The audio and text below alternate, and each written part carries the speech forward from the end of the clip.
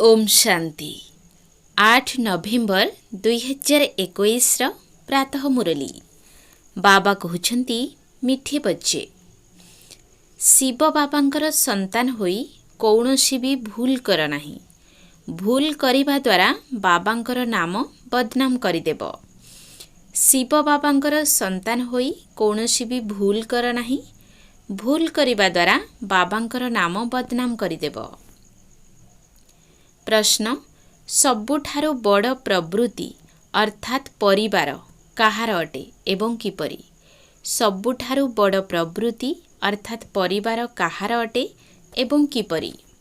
उत्तर सबुठारु बड़ प्रवृत्ति शिव बाबांकर अटे। भक्ति मार्गरे समस्ते तांकु तुमेव माताश्च पिता कहि डाकुछन्ति। तेबे से प्रवृत्ति वाला हेले ना। किंतु जेतेबेଳ पर्यंत से साकार रे आसी नाहंती सेतेबेळ पर्यंत तांकर कौनसी प्रवृत्ति नाही। काहींकि ना उपरे तो आत्मा माने बाबांको साथी रे निराकार रूप रे रही थांती। जेतेबेळे साकार रे आसी एहांको शरीर रे प्रवेश करूछंती सेतेबेळे ही एहा सबुठारु बड़ प्रवृत्ति होई जाउछि। ओम शांति। विशेष भावे भारत एवं साधारण भावे सारा दुनियार लोक एकथा जानी नाहंती जे बेहद्र बाबा निवृत्ति वाला अटंती अथवा प्रवृत्ति वाला अटंती। जेबे बाबा आसुछंती तेबे संतान रूपे संबोधन करूछंती। काहींकि ना तांकु ही तुमेव माताश्च पिता तुमेव कुहा जाउछि। तेणु सीए गृहस्थी होई गले ना। सेठारे तो समस्ते जानिछंती जे शिव निराकार अटंती। जदिও शिवंकर आकार अछि किंतु तांकर केही संतान तो नाहंती। जदि बा अछंती तेबे सबु आत्मा माने तांकर संतान अटंती। समस्ते आत्मा माने एका भली संतान अटंती। सेथि पाई भाबी नेइछंती जे समस्ते परमात्मा अटंती। आत्मा बिंदु रूप अटे परमात्मांकर रूप मध्य बिंदु अटे। गृहस्थी लोक माने ही गाई थांती तुमेव माताश्च पिता तुमेव। सन्यासी निवृत्ति मार्गी कही देउछंती जे परमात्मा ब्रह्म अटंती। सेमाने तुमेव माताश्च पिता कहिबे नाही। सेमानकर मार्ग ही अलगा। ब्रह्मा बाबा भी भूल रे लक्ष्मी नारायण को सम्मुख रे जाई महिमा गाउथिले तमेव माताश्च पिता तुमेव। अथवा कहिबे अच्युतम केशवम। भक्ति मार्गरे तो अगणित स्तुति गाई थांती। वास्तव रे परमात्मा पिता अटंती। तांकठारु वर्षा किपरि एवं कौन मिलिब जानि न थांती। तुमे माने जानिछ से पिता भी अटंती दादा भी अटंती बड़ माँ मध्य अटंती प्रजापिता मध्य अटंती। शिव बाबा एहांक द्वारा कहउछंती पिला माने मु तुमर पिता भी अटे पुणी मते भी प्रवृत्ति मार्ग रे आसीबाकु पडुछि। एही ब्रह्मा मोर जुगल अटंती संतान मध्य अटंती। जेबे मु एहांक शरीर रे प्रवेश करूछि तेबे प्रवृत्ति मार्गी होई जाउछि। मते ही सुप्रीम बाबा सुप्रीम शिक्षक सुप्रीम गुरु बुली मध्य कहउछंती। गुरु मुक्ति पाइबा पाई बाट देखाई थांती। से सबु हेला मिछ कथा। एहा हेउछि सत्य। इंग्राजी रे परमात्मा को ट्रुथ बा सत्य बुली कही थांती। तेबे सिए आसी केउ सत्य कथा कहउछंती एक कथा केही जानि नाहंती। तुमे माने मध्य मते जानि नथिल। तेणु एहा जेपरि नुआ कथा होई गला ना। से ही ज्ञानर सागर सत्य खंड स्थापन करता अटंती। सी निश्चय केबे सत्य कथा बताई जाइछंती तेबे ही तो गायन रहिछि। सत्य राष्ट्र को स्वर्ग बोली कहउछंती। ताहाकु दैवी दुनिया कहा जाउछि। वर्तमान हेउछि पुरुणा दुनिया पुणी नुआ दुनिया हेबार अछि। एही पुरुणा दुनिया रे निया लागि जिवो। स्थापना समय रे विनाशर मध्य गायन करा जाई थाए। करन करावन हार परमात्मा बोली गायन रहिछि। सिए ब्रह्मा को द्वारा स्थापना करूछंती। किपरि कराउछंती एकथा तो सी निजे ही आसी कहिबे। मनुष्य माने किछि भी जानि नाहंती। कहउछन्ति परमात्मा करन करावनहार अटंती। पुणी ड्रामा विषय भी जना पड़गला। कलिजुगर अंत सत्यजुगर आदि एही संगम जुग को ही श्रेष्ठ बोली मानिबा दरकार। कलिजुग परे आसुछि सत्यजुग। पुणी चक्र आधार रे तलकु खसिबाकु होइथाय। स्वर्ग नरकर गायन रहिछि ना। मनुष्य मरीगले कहिथांती स्वर्गवासी हेले, तेबे निश्चय कौनसी समय रे स्वर्गवासी होइथिले। एकथा विशेष रूपे भारतवासी ही कहउछन्ति, काहीकिना जानिछन्ति भारत सबुठारु प्राचीन देश अटे, तेबे निश्चय एहिठारे ही स्वर्ग थिबो। एही कथा केते सहज अटे, किंतु ड्रामानुसारे बुझु नाहंती।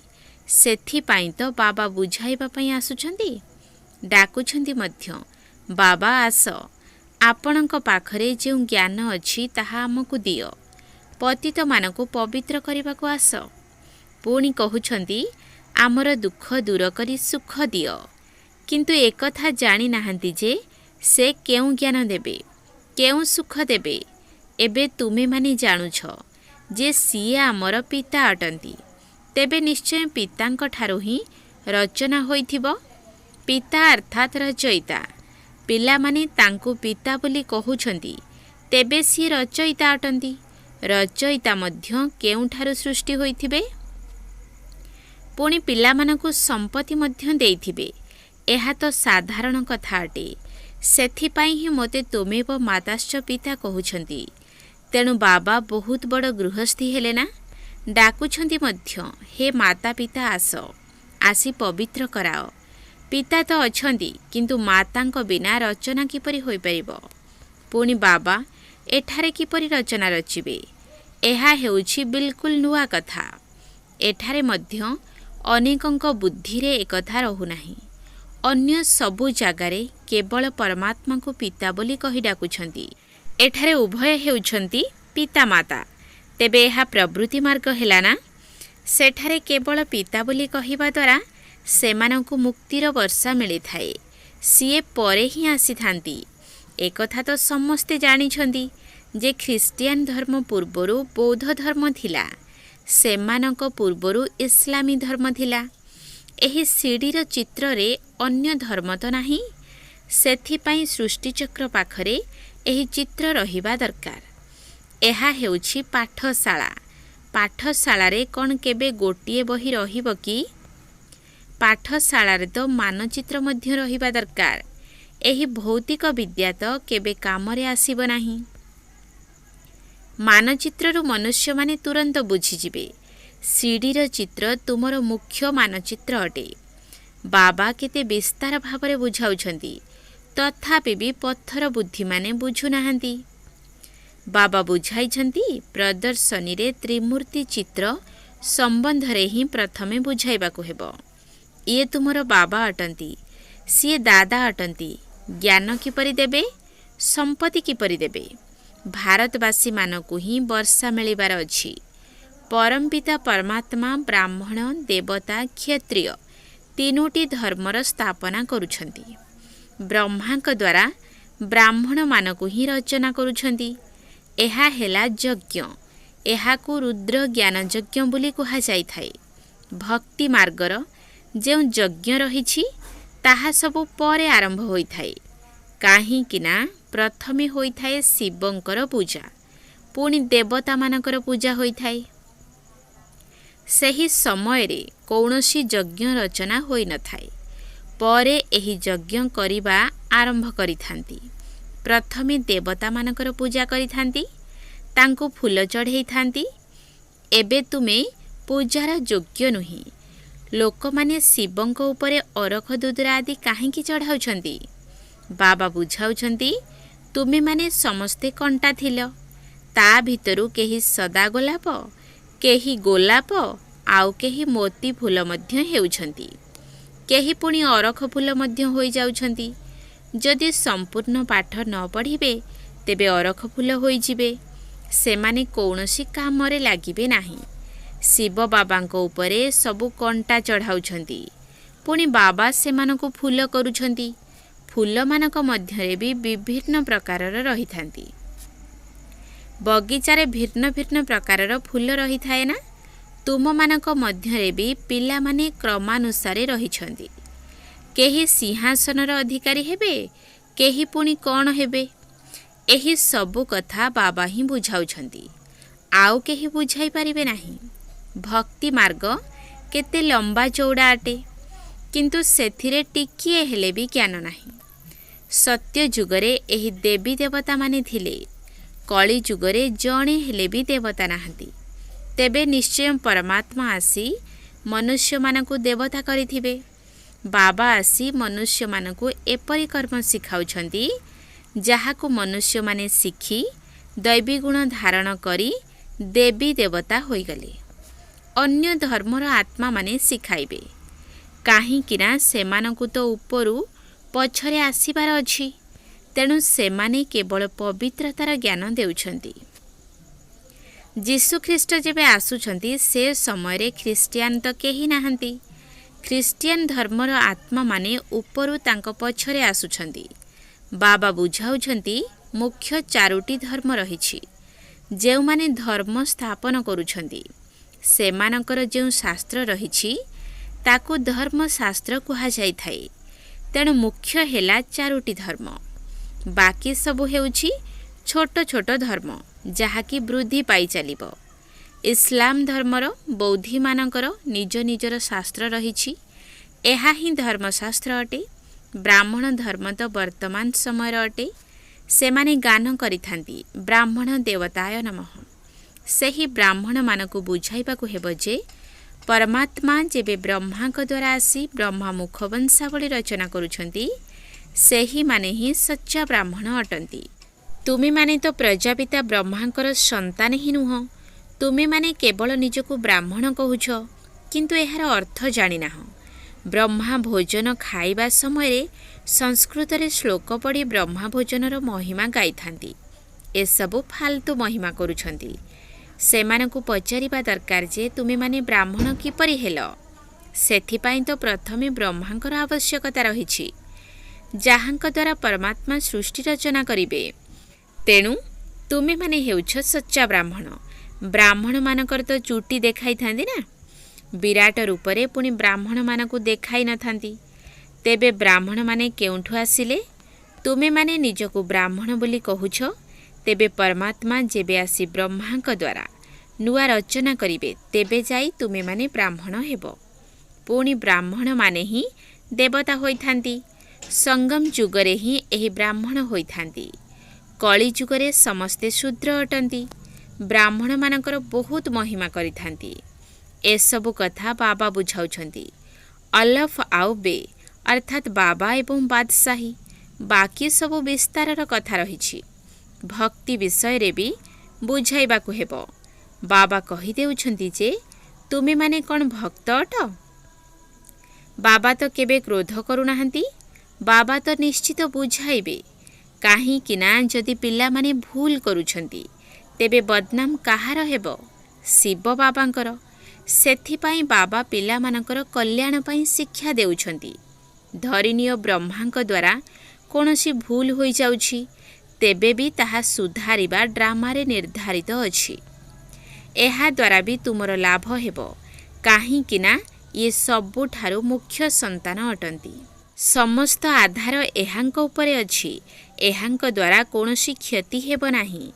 ଯଦି ବ୍ରହ୍ମା କହୁଛନ୍ତି ଏହିପରି କର, ତେବେ କରିଦେବା ଉଚିତ। ତେବେ କ୍ଷତିରୁ ମଧ୍ୟ ତୁମେ ଲାଭ ପାଇପାରିବ। କ୍ଷତିର କୌଣସି କଥା ହିଁ ନାହିଁ। ପ୍ରତ୍ୟେକ କଥାରେ କଲ୍ୟାଣ ହିଁ କଲ୍ୟାଣ ରହିଛି। ଅକଲ୍ୟାଣ ହେବା ମଧ୍ୟ ଡ୍ରାମାରେ ଥିଲା। ଭୁଲ ତ ସମସ୍ତଙ୍କ ଦ୍ୱାରା ହୋଇଥାଏ, କିନ୍ତୁ ଅନ୍ତ ସମୟରେ କଲ୍ୟାଣ ହେବାର ଅଛି। କାହିଁକିନା ବାବା ହେଉଛନ୍ତି କଲ୍ୟାଣକାରୀ। ତେଣୁ ସମସ୍ତଙ୍କର କଲ୍ୟାଣ କରିବାକୁ ହେବ। ବାବା ସମସ୍ତଙ୍କୁ ସଦ୍ଗତି ଦେଉଛନ୍ତି। ବର୍ତ୍ତମାନ ସମସ୍ତଙ୍କର ବିନାଶର ସମୟ ଅଟେ।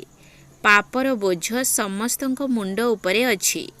ତେଣୁ ସମସ୍ତଙ୍କର ହିସାବ କିତାବ ଚୁକ୍ତ ହେବ। ଦଣ୍ଡ ମିଳିବାରେ ଡେରି ଲାଗିବ ନାହିଁ। ଯଦି ଗୋଟିଏ ସେକେଣ୍ଡରେ ଜୀବନ ମୁକ୍ତି ମିଳୁଛି, ତେବେ କ'ଣ ଗୋଟିଏ ସେକେଣ୍ଡରେ ପାପର ଦଣ୍ଡ ଭୋଗ କରିପାରିବ ନାହିଁ? ଯେପରି କାଶୀ କଲବଟରେ ହୋଇଥାଏ, ଆତ୍ମା ଶରୀର ଛାଡ଼ି ଚାଲି ଯାଇଥାଏ, किंतु एहीपरि नुहे जे आत्मा जाई शिव बाबांक सहित मिसिब ना, केवल पूर्व पाप गुड़िकर हिसाब चुक्त होई पुणी नुआ रूपरे आरंभ हो जाई थाए। मझिरे केही घर को फेरी जाई पारिबे नाही। जदिओ ज्ञान गोटिए सेकेंड अटे किंतु पाठ तो पढ़ा को हेब। प्रत्येक दिन शिव बाबांकर आत्मा जे कि ज्ञानर सागर अटंती सीए ही आसी पाठ पढ़ाउछंती। कृष्ण तो देहधारी अटंती, सीए तो पुनर्जन्म रे आसुछंती। बाबा तो अजन्मा अटंती। जेउ मानकर पाठ पढ़िबार नाही सेमाने तो निश्चय विघ्न पकाइबे। यज्ञ रे विघ्न तो निश्चय पड़िबो। अबला मानक उपरे अत्याचार हेबो। से सबु किछि कल्प पूर्व सदृश हेउछि। असुर माने किपरि गंडगोल करुछंती, चित्र को चिरी देउछंती, निया लगाइबाकु मध्य डेरी करू नाहंती। आमे कोन करिबा? अंतर मनरे जानुछु जे ए सब हेउछि ड्रामा, किंतु बाहरे पुलिस आदि को रिपोर्ट करिबाकु पड़िबो। किंतु अंतररे जानिछंती जे कल्प पूर्व सदृश जहा होइथिला ताहा हेबो। एथिरे दुख करिवार कोनोसी कथा नाही। क्षति होइगला, धरि नेबा कपड़ा धोबा घर को जाइथिला, सेठी नष्ट होइगला, पुणी नुआ तियारी कराजिबो। बाबा कहि देइछंती जेउठारे प्रदर्शनी आदि करूछ तेबे 8 दिन पई एहार बीमा करि दियो। जदि कोनोसी भल लोक होइथिबे तेबे पाउना मध्य नेबे नाही। जदि बीमा न कल तेबे भी कौन हेबो, पुणी नुआ भल चित्र तैयारी होइछिबो। तुमर प्रति पादरे पदम्र रोजगार हेउछि। तुम मानकर पादे पादे सेकेंड सेकेंड बहुत मूल्यवान अटे। तुमे माने पदमपति हेउछ। 21 जन्म पाई बाबांक ठारू वर्षा नेउछ। तेणु केते भल भाबरे बुझाइबा दरकार। स्वर्गरे तुम पाखरे अगणित धन रहिबो।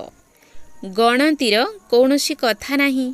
बाबा तुम मानकु केते धनवान सुखी करुछंती। एही रोजगार केते श्रेष्ठ अटे। प्रजा माने मध्य केते साहुकार हेउछंती। एहा हेउछि 21 जन्म पाई रोजगार। एहा हेउछि मनुष्यरु देवता हेबार पाठशाला। किए पाठ पढ़ाउछंती? बाबा। एही पाठ पढ़ारे केबे हेले भूल करिबा उचित नुही। अच्छा, मीठा मीठा सिकिल दे संतान मानक प्रति माता पिता बाप दादांकर मधुर स्नेह भरा स्मृति एवं सुप्रभात। आत्मिक पितांकर आत्मिक संतान मानकु नमस्ते। आत्मिक संतान मानकर आत्मिक बाप दादांकु नमस्ते नमस्ते नमस्ते। सुप्रभात। धारणा पाई मुख्य सार 1 नंबर पॉइंट। सर्वदा एही कथा स्मृति रे रहुछे। एही कल्याणकारी जुगरे प्रत्येक कथारे कल्याण रहिछि। आमर अकल्याण होई परिबो नाही। प्रत्येक कथारे कल्याण बोली भाबी सर्वदा निश्चिंत रहिबाकू हेबो। सर्वदा एही कथा स्मृति रे रहुछे। एही कल्याणकारी जुगरे प्रत्येक कथारे कल्याण रहिछि। आमर अकल्याण होई परिबो नाही। प्रत्येक कथारे कल्याण बोली भाबी सर्वदा निश्चिंत रहिबाकू हेबो। 2 नंबर पॉइंट। सर्वदा गोलाप फूल भली रहिबा पाई पाठ पढ़ारे पूरा पूरा ध्यान देबाकू हेबो। पाठ पढ़ारे अवहेला करिबार नाही। अरख फूल भली हेबार नाही। सर्वदा गोलाप फूल भली रहिबा पाई पाठ पढ़ारे पूरा पूरा ध्यान देबाकू हेबो। पाठ पढ़ारे अवहेला करिबार नाही। अरख फूल भली हेबार नाही। वरदान। समस्तंकु रिगार्ड अर्थात सम्मान देई निजर रेकर्ड को ठीक रखुथिबा समस्तंकर स्नेही हुओ। समस्तंकु रिगार्ड अर्थात सम्मान देई निजर रेकर्ड को ठीक रखुथिबा समस्तंकर स्नेही हुओ। जिए जेतिकी समस्तंकु सम्मान देई थाए सेही अनुसारे ही से निजर रेकर्ड को ठीक रखि पारि थाए। अन्य मानकु सम्मान देबा ही निजर रेकर्ड को श्रेष्ठ करिबा। जेपरि यज्ञर सहयोगी हेबा ही निजे सहयोग नेबा सेहीपरि सम्मान देबा ही सम्मान नेबा। गोटिए थर देबा एवं अनेक थर पाइबार हकदार होइछिबा। एमिति भी कुहा जाए जे छोट मानकु स्नेह दियो एवं बड़मानकु सम्मान दियो। किंतु जेउमाने समस्तंकु बड़ मने करी सम्मान देई थांती सेमाने समस्तंकर स्नेही होई जांती।